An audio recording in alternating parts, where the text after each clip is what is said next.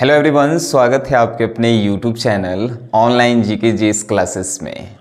Class 12th history के model paper का जो है हम लोग सॉल्यूशन कर रहे हैं, जो लघु उत्तरीय प्रश्न है। एक वीडियो जो है ऑलरेडी बना दिया गया है जिसमें 15 क्वेश्चन का जो है सॉल्यूशन करवा दिया गया है।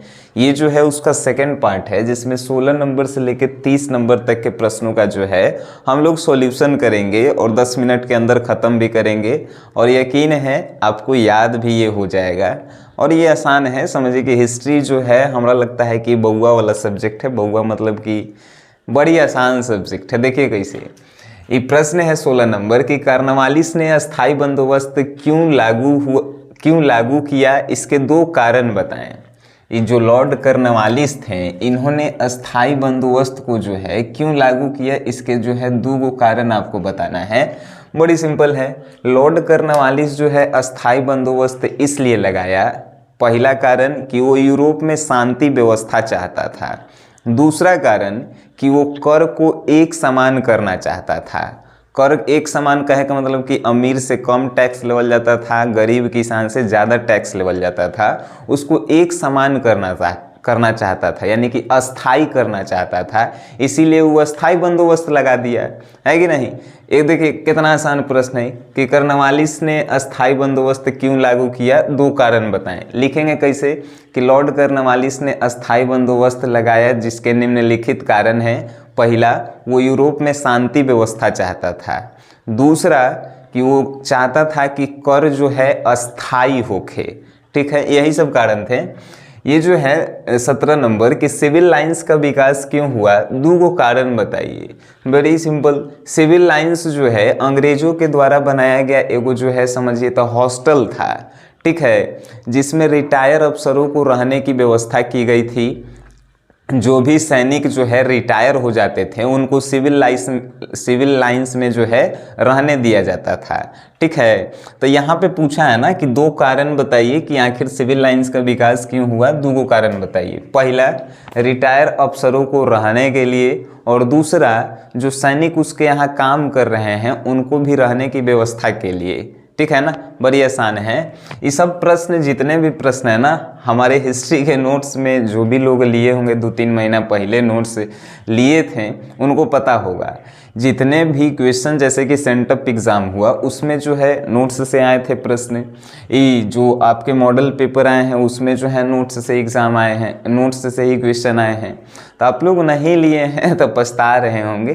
कोनो बात नहीं, अभी भी टाइमिंग है। अगर आप लेना चाहते हैं, हिस्ट्री की बात करें तो हिस्ट्री के लिए जो है 101 रुपया लगता है, और ज्योग्राफी के लिए भी जो है 101 रुपया। एक और कौन सब्जेक्ट, हाँ पॉलिटिकल साइंस, उसके लिए भी जो है 101 रुपये लगता है। और एगो कौन है, साइकोलॉजी। हाँ, ये 4 सब्जेक्ट के जो है हमारे पास नोट्स हैं जिसके लिए जो है आपको पेमेंट करने पड़ते हैं। अगर इनमें से कोनो 3 सब्जेक्ट आप लेते हैं तो 253 रुपया जो है आपको पेमेंट करना होता है। लेकिन एक सब्जेक्ट लेंगे 101 रुपया, 2 सब्जेक्ट लेंगे 202 रुपया। ठीक है ना। अगर एक ही बार में 3 सब्जेक्ट कोनो लेते हैं 253 रुपया। इंग्लिश हिंदी भी ले सकते हैं, तो इंग्लिश हिंदी अगर 5 सब्जेक्ट आप लेते हैं एक ही बार में तो 505 रुपया होता है ना, लेकिन आप 405 रुपया ही पेमेंट कर सकते हैं। 100 रुपये की डिस्काउंट है। नंबर जो है पेमेंट किस पे करेंगे तो उसके लिए एक नंबर जो है दिया गया है 9608339424। इसी नंबर पे आपको पेमेंट करना है। सिंपल सी बातें हैं। फ़ोन करे से अच्छा है कि पेमेंट कीजिए, नोट्स लीजिए। ज़्यादा समय बर्बाद करे से कोनो फ़ायदा नहीं है कि नहीं।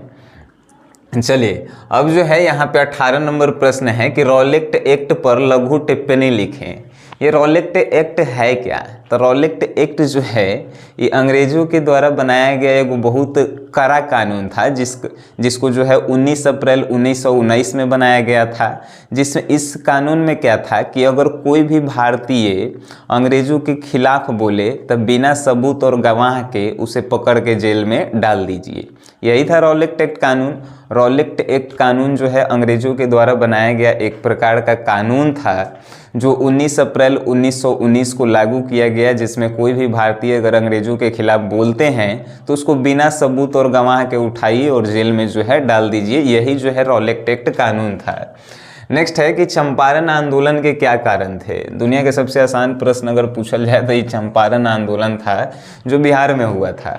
ये चंपारण आंदोलन के निम्नलिखित कारण जो आप लोग जानते हैं, तिनकठिया प्रणाली थी, किसानों के ऊपर शोषण किया जा रहा था, किसानों से ज़्यादा टैक्स वसूला जा रहा था, जिसके कारण जो है जब साउथ अफ्रीका से महात्मा गांधी लौटे तो उन्होंने जो है चंपारण में आकर देखा कि किसानों पर अत्याचार किया जा रहा है, तो उन्होंने जो है आंदोलन करना शुरू किया और चंपारण में शुरू हुआ, इसीलिए इसका चंपारण आंदोलन नाम पड़ा। लेकिन यहाँ पे इतना नहीं पूछा है, सिर्फ यही पूछा है कि चंपारण आंदोलन के क्या कारण थे। बताएंगे तिनकठिया प्रणाली पहला, दूसरा थी कि किसानों पे अत्याचार, तीसरा कि किसानों से ज़्यादा टैक्स वसूला जा रहा था, यही सब कारण है। नेक्स्ट है कि सविनय अवज्ञा आंदोलन के 2 कारण को लिखें। सविनय अवज्ञा आंदोलन हुआ था कब? तो 1930 में हुआ था। ये होने के पीछे निम्नलिखित कारण थे। आंसर ऐसे ही लिखेंगे कि सविनय अवज्ञा होने के पीछे निम्नलिखित कारण थे। पहला कारण बताएं तो 1928 में जो अंग्रेज रिपोर्ट प्रकाशित किए थे वो भारत के लोगों के अनुसार नहीं था, तो ये पहला कारण हो गया कि 1928 में जो रिपोर्ट प्रकाशित हुआ था वो भारत के लोगों के अनुसार नहीं था। दूसरा कारण था कि भारत के लोग जो बात अंग्रेज से कह रहे थे वो अंग्रेजों मान ही नहीं रहा था, तो ये दूसरा कारण था। ठीक है, अब जो है नेक्स्ट है प्रश्न कि क्रिप्स मिशन की असफलता के 2 कारण बताइए। क्रिप्स मिशन जो है वो असफल काहे हो गया, सफल काहे नहीं हुआ? वो असफल काहे हुआ उसी के 2 कारण बताना है कि क्रिप्स मिशन असफल काहे हुआ, 2 कारण बताइए। पहला कारण कि क्रिप्स मिशन असफल होने के निम्नलिखित कारण है। पहला कारण है कि भारत के लोग जो है ना अंग्रेजों पे विश्वास कर लिए, उनको विश्वास नहीं करना चाहिए था। दूसरा जो है फेल होने का रीज़न कि क्रिप्स मिशन के जो लोग थे उनका बर्ताव अच्छा नहीं था। मान के चलिए 5 गो ग्रुप है तो 5 अपने अपने मालिक था, जिसके कारण जो है ये मिशन फेल हो गया। ठीक है ना। नेक्स्ट है दिल्ली चलो का नारा कब और किसने दिया था। दुनिया के सबसे आसान प्रश्न में से कहल जाए तो दिल्ली चलो के नारा जो है 1944 में सुभाष चंद्र बोस के द्वारा जो है दिया गया था। फिर उसके बाद है भारत के कौन कौन से 2 प्रांत मीन्स जगह जिसे अगस्त 1947 में भारत और पाकिस्तान के बीच जो है बांटे गए थे। भारत के कौन से 2 प्रांत थे? तो बता, एगो सिंध था जिसे जो है भारत और पाकिस्तान के बीच बांट दिया गया, और उसके बाद एक बंगाल था जिसे भी जो है भारत और पाकिस्तान के बीच बांट दिया गया। पहला सिंध और दूसरा जो है ये बंगाल। नेक्स्ट है कि भारत का संविधान 26 जनवरी 1950 को क्यों लागू किया गया। हमने के एगो ऑब्जेक्टिव प्रश्न पूछता है कि भारत का संविधान कब लागू हुआ, तो 26 जनवरी 1950 को। लेकिन सब्जेक्टिव में प्रश्न आपसे ये पूछा है कि भारत के संविधान 26 जनवरी 1950 को काहे लागू हुआ है।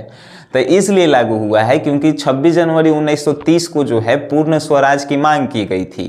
अब उसी के मान्यता के लिए जो है हम लोग जो है 26 जनवरी 1950 को जो भारत के लोग हैं उन्होंने संविधान लागू कर दिया गया है कि नहीं। जैसे कि कैसे कोनो अपन जैसे मान के चले कि कोई के जन्मदिन है 8 सितंबर के 8 मई के, तो उसी अनुसार जो है वो गाड़ी के नंबर लेता है अपन जन्मदिन के मान्यता के लिए। तो वैसे ही जो है पूर्ण स्वराज की मांग की गई थी 26 जनवरी 1930 को। उसी दिन को मान्यता देने के लिए 26 जनवरी 1950 को जो है ये संविधान जो है लागू किया गया।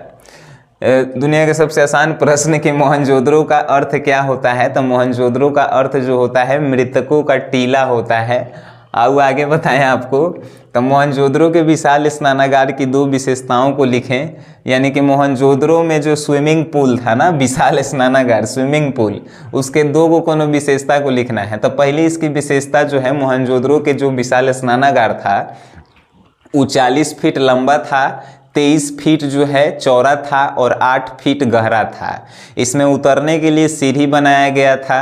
पानी गंदा निकालने के लिए जो है उत्तम व्यवस्था की गई थी और पानी भरने के लिए कुआं का इस्तेमाल किया गया था। ठीक है ना। आगे प्रश्न है कि मौर्यकालीन इतिहास के 4 अभिलेखीय स्रोत को लिखे। यानी कि मौर्यकालीन इतिहास के बारे में किससे हमको पता चलता है। तो पहला साहित्यिक स्रोत, दूसरा 4 को पूछा है। पहला साहित्यिक स्रोत, दूसरा पुरातात्विक स्रोत, तीसरा अशोक के अभिलेख और चौथा गुफा के अभिलेख से भी जो है मौर्यकालीन इतिहास के बारे में जानकारी मिलती है। संविधान सभा का गठन कैसे हुआ? दुनिया के सबसे आसान प्रश्न, जितना भी हम प्रश्न यहाँ पे ले लें सब दुनिया के कहें तो हिस्ट्री के बउआ वाला प्रश्न है जो आप कभी भी बना सकते हैं, खाली एक बड़ी वीडियो देखे क्या आवश्यकता है। संविधान सभा का गठन कैसे हुआ? संविधान सभा का गठन जो है कैबिनेट मिशन के द्वारा जो है 1946 यानी कि 1946 में किया गया, और यही तो एक आंसर था। संविधान सभा का गठन जो है कैबिनेट मिशन के द्वारा 1946 में किया गया। नेक्स्ट है कि भारत छोड़ो आंदोलन की व्याख्या करें। अब यह प्रश्न हमारा बताए परे तो का कहल जाए। भारत छोड़ो आंदोलन की शुरुआत महात्मा गांधी ने 1942 में किया था, और वो जो है अकेले इस आंदोलन की शुरुआत किए थे, लेकिन धीरे धीरे जो है लोग जुड़ते गए और एक समय ऐसा आया कि इतना बड़ा आंदोलन बना कि भारत में से आखिरकार अंग्रेजों को छोड़कर भागना पड़ा, है कि नहीं। दुनिया के एक आसान प्रश्न कि सीमांत गांधी किसे कहा जाता है? खान अब्दुल गफ्फार खान को जो है सीमांत गांधी कहा जाता है। अब देखिए कितना आसान प्रश्न था जो हमें नहीं लगा कि आप इसको नहीं बना सकते हैं। अगर ऐसा प्रश्न ये नोट्स जितना भी था ना प्रश्न वो सभी जो है नोट्स थे ऐसा कोनो हमें प्रश्न नहीं लगा जो नोट्स के बाहर से थे। हो सकता है एगो दूगो हो सकते हैं, लेकिन हमें लगा नहीं कि ऐसा बाहर से है। और अगर आप इंटरेस्टेड हैं, मार्क्स ज़्यादा लाना चाहते हैं ना आर्ट्स में, इस बार 400-500 लाना चाहते हैं तो आपको ले लेना चाहिए, जहाँ तक मेरा अनुमान है। लेकिन हम आप पे ज़बरदस्ती नहीं कह सकते हैं, आपका मन है कि नहीं। बहुत सारे लोग ये भी पूछते हैं कि काई ले लेंगे तो यही में से क्वेश्चन आएगा, ये हम गारंटी नहीं लेते हैं। ये मेरा गेस किया हुआ क्वेश्चन है, आ भी सकता है नहीं भी आ सकता है कि नहीं। ठीक है, वीडियो देखे हैं, अच्छा लगा है इसे शेयर कीजिए, अगर ख़राब लगल है मत शेयर कीजिए। वीडियो देखे उसके लिए धन्यवाद।